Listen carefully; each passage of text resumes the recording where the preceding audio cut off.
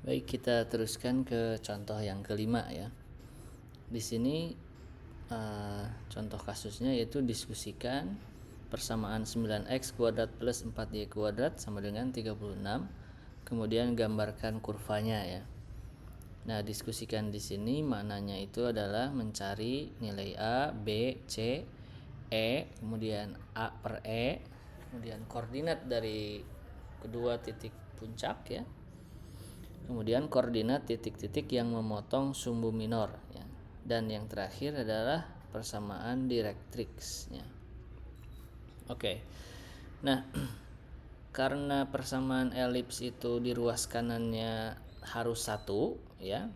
Jadi kalau kita lihat persamaan di sini ruas kanannya itu 36 ya kan. Sehingga untuk membentuk persamaan sederhana, persamaan standar ya, ruas kanannya 1, maka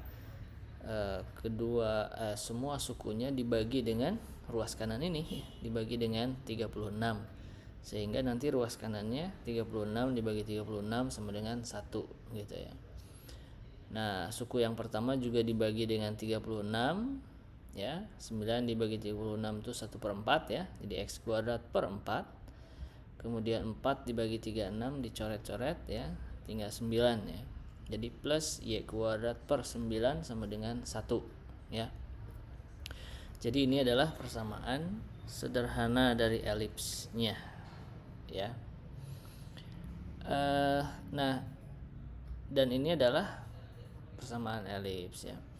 Nah, karena bilangan yang muncul dari persamaan elips ini lebih besar yang ada di bawah y kuadrat ya. Jadi kalau kita lihat persamaan ini, penyebut dari y kuadrat itu lebih besar daripada penyebut dari x kuadrat ya. 9 lebih besar dari 4, maka sumbu mayornya itu berada pada sumbu y gitu ya. Jadi kalau kita lihat di sini mana yang lebih besar penyebutnya, berarti lihat pembilangnya ya. Jadi kalau ini y kuadrat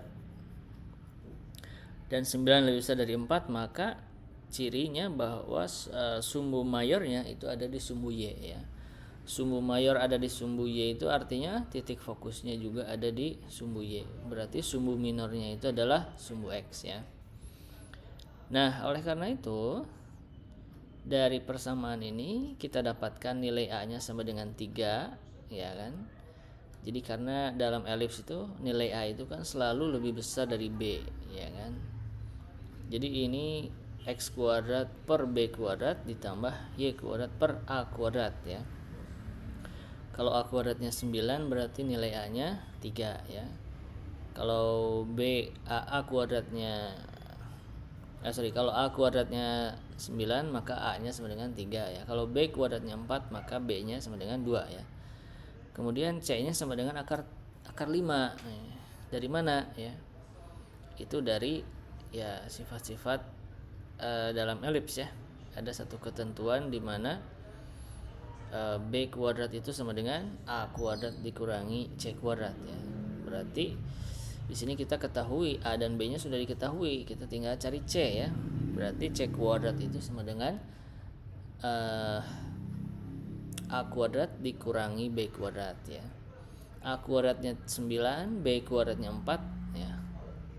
Jadi c kuadratnya sama dengan 5 ya. Berarti nilai c-nya akar dari 5 gitu ya. Oke. Kemudian e itu sama dengan c per a ya kan. Ya, rumusnya c-nya akar 5, kemudian a-nya 3. Nah, ini sebagai eccentricity ya. Eccentricity, dan kalau kita lihat di sini ciri elips itu kan nilai e-nya kurang dari 1 ya. Dan ini memang kurang dari 1 ya kan. Akar 5 itu nilainya lebih kecil daripada 3 iya kan. Karena akar 5 itu nilainya kira-kira 2 koma ya. 2 koma. Kan kalau nilainya itu akan 3 kalau pembilangnya itu akar 9 ya. 5 itu lebih kecil dari 9, maka akar 5 ini pasti nilainya lebih kecil dari 3 ya. Gitu. Kalau pembilangnya lebih kecil daripada penyebut, maka kita pastikan nilainya ini kurang dari 1 ya. Oke.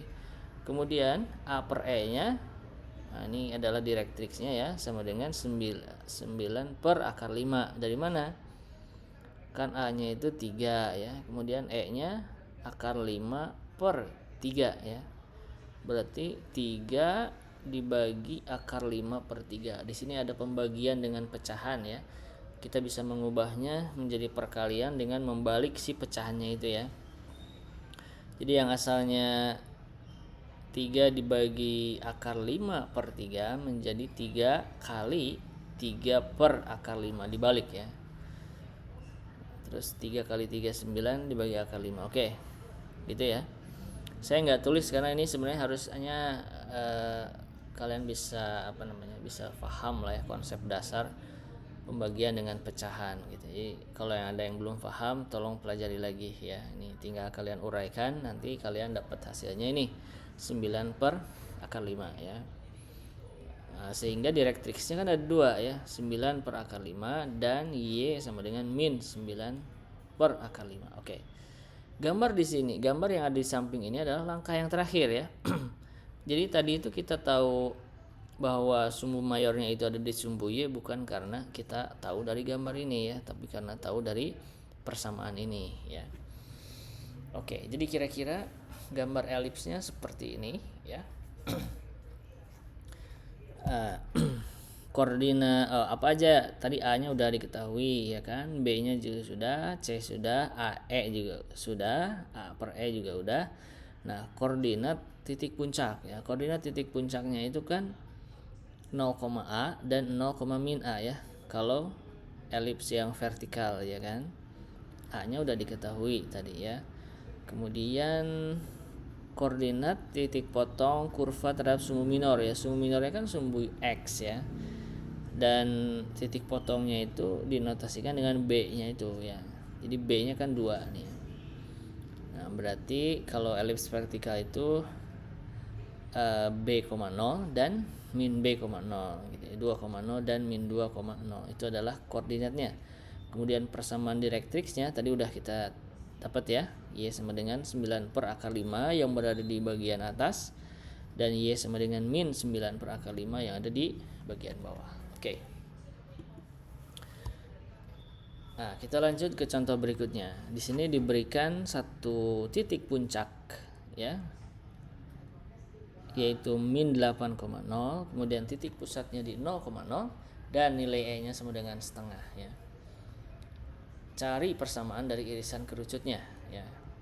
Dari soal ini kita tahu bahwa E-nya itu setengah, ini menunjukkan irisan kerucutnya berbentuk elips ya. Dan kalau kita lihat verteksnya ada di min 8,0. Min 8,0 itu ada di sumbu X ya. Kita lihat di sini ya, yang ada nilainya, yang enggak nolnya itu adalah X-nya. Berarti titik puncaknya ini ada di sumbu mayor ya. Titik puncak itu kan selalu berada di sumbu mayor ya kan. Berarti di sini elipsnya elips horizontal ya. Dan ini adalah titik vertex yang berada di sebelah kiri dari sumbu Y ya. Oke. Nah, karena E-nya sama dengan min setengah, sama dengan setengah, maka irisan kerucutnya ini adalah sebuah elips. Dan dari soal ini kita tahu bahwa nilai A-nya sama dengan 8. Masih ingat ya, koordinat elips itu adalah kalau di horizontal elipsnya berarti A, 0 dan min A, 0 ya. Dari sini kita tahu 8 ya. A-nya itu sama dengan 8. Sehingga kita tahu C-nya itu apa? Karena E-nya sudah diketahui, A-nya sudah diketahui, maka kita bisa menghitung C ya. Karena C itu hubungannya dengan nilai A dan nilai E ya. Jadi kita tinggal kalikan, A-nya 8, E-nya setengah. 8 kali setengah itu sama dengan 4. Nah, A-nya sudah diketahui, C-nya sudah diketahui, maka kita bisa mencari tahu nilai B-nya ya. B kuadrat itu sama dengan A kuadrat min C kuadrat. A kuadratnya 64, C kuadratnya 16, hasilnya 48 ya. Kalau B kuadratnya sama dengan 48, maka B-nya akar dari 48 ya. Akar dari 48 itu sebenarnya plus minus ya, tapi dalam konteks elips semua konstanta itu sebenarnya bernilai positif ya, karena negatifnya ada juga, tapi itu di sisi satunya lagi gitu. Jadi ini adalah nilai B yang positifnya itu 4 akar 3 ya, karena 48 itu adalah 16 kali 3 ya. Akar dari 16 itu 4, akar 3-nya tetap. Oke. Nah, karena verteksnya itu ada di sumbu X, maka persamaan elipsnya akan menjadi seperti ini, ya. Jadi yang ada di bawah di bawah X kuadrat nilainya akan lebih besar daripada Y kuadrat, dan ini nilai A kuadratnya ya. A kuadratnya kan 64, kemudian B kuadratnya 48. Jadi inilah persamaan elipsnya. Oke. Nah, di sini ada checkpoint yang kelima, ada 4 soal. Nanti silahkan kalian coba sendiri ya, diskusikan persamaan di bawah ini ya. Apakah ini elips ya? Nanti kalian bisa cek nilai E-nya ya.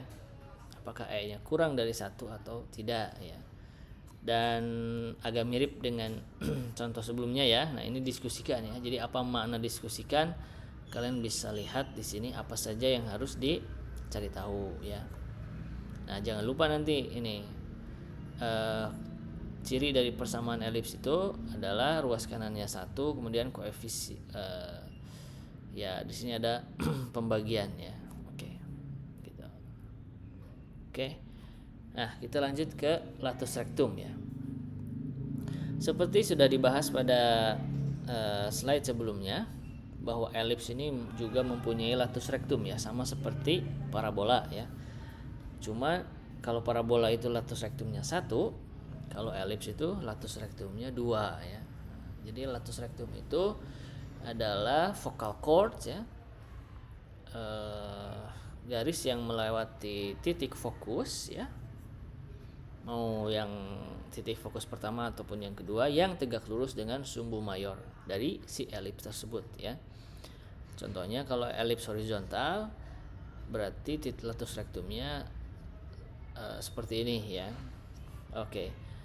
Nah, untuk mencari panjang dari latus rectum, nah ya, we first find the end point. Jadi yang pertama kita cari tahu dulu titik ujung dari latus rectum tersebut ya. Kemudian kita selesaikan secara bersamaan persamaan elipsnya ya.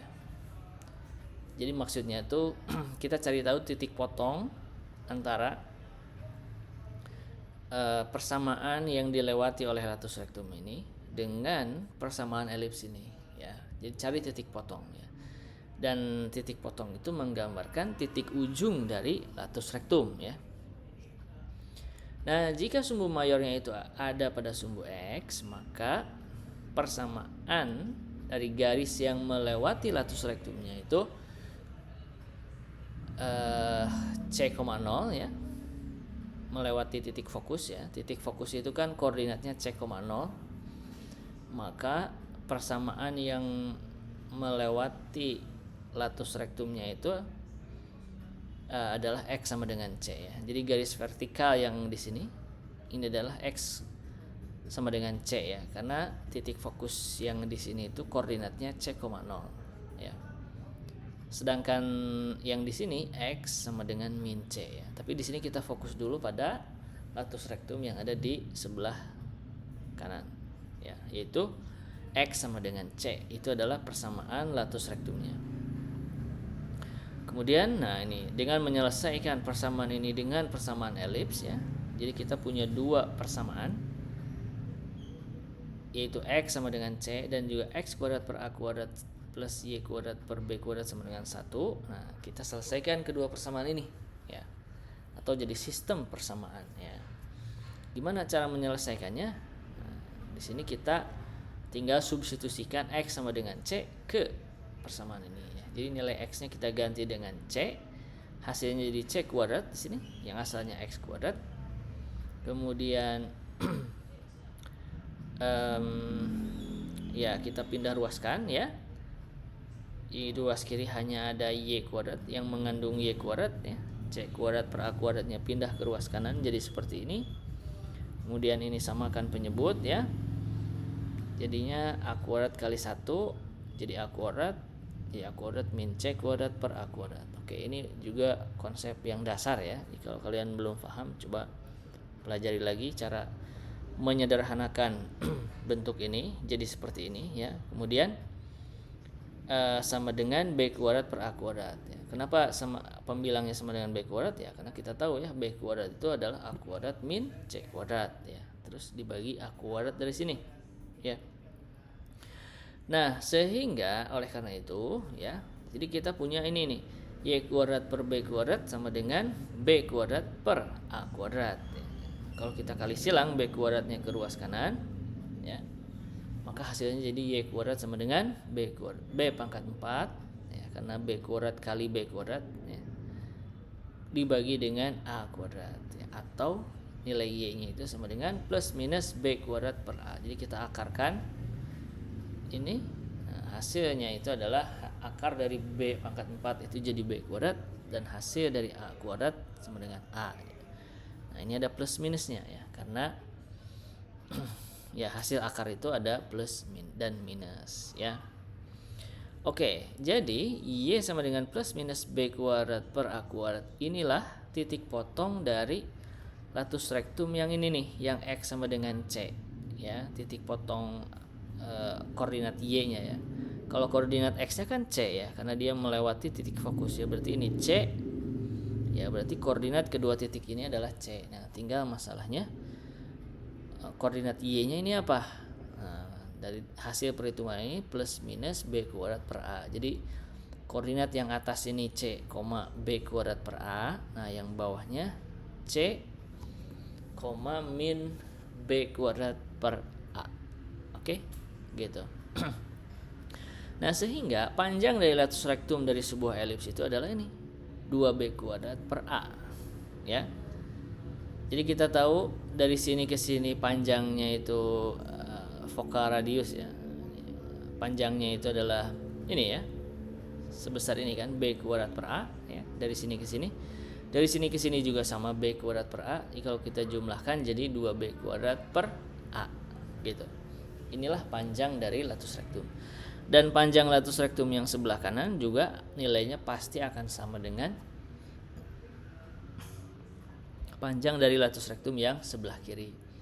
Terus bagaimana koordinat dari latus rectum yang ada di sebelah kiri? Ya, koordinatnya sebenarnya sama saja ya dengan yang di sebelah kanan ya. Bedanya itu hanya koordinat dari X-nya ya. Ini min C ya, karena ada di sebelah kiri dari sumbu Y gitu. Adapun koordinat Y-nya sama gitu. Ini B kuadrat per A, yang ini min B kuadrat per A. Oke. Nah, itulah latus rectum dari elips ya. Nah, ini ada checkpoint ya. Kalau yang soal pertama kedua ini cari koordinat dan panjang dari latus rectum dari elips di bawah ini ya. Nah, kalian coba cari di mana koordinat dari latus rectum. Koordinatnya itu ada 4 ya. Ada yang sebelah kiri atau kanan, bisa juga atas bawah ya. Nah, tergantung pada posisi dari elipsnya ya, horizontal atau vertikal. Kemudian nomor 3 dan 4 ini cari persamaan elips sederhana dengan informasi di bawah ini ya. Misalnya yang nomor 3 A-nya sama dengan 6, latus rectumnya sama dengan 3. Dan titik fokusnya ada di sumbu Y. Nah, maksud dari latus rectum sama dengan 3 ini adalah panjangnya ya. Panjang dari latus rectumnya itu sama dengan 3. Nah, itu kan ada rumusnya ya. Nah, panjang dari latus rectum kan ini. Berarti kita punya 2B kuadrat per A itu nilainya sama dengan 3. Nah, A-nya diketahui, kalian bisa cari B-nya dan seterusnya ya. Itu saya kasih tunjuk. Oke, yang B itu dibalik ya. Kalau yang atas A-nya yang diketahui, kalau yang nomor 4 B-nya yang diketahui, panjang latus rectumnya juga berbeda, dan titik fokusnya ada di sumbu X. Oke, ini sebagai latihan, silahkan selamat mengerjakan. Oke, terima kasih.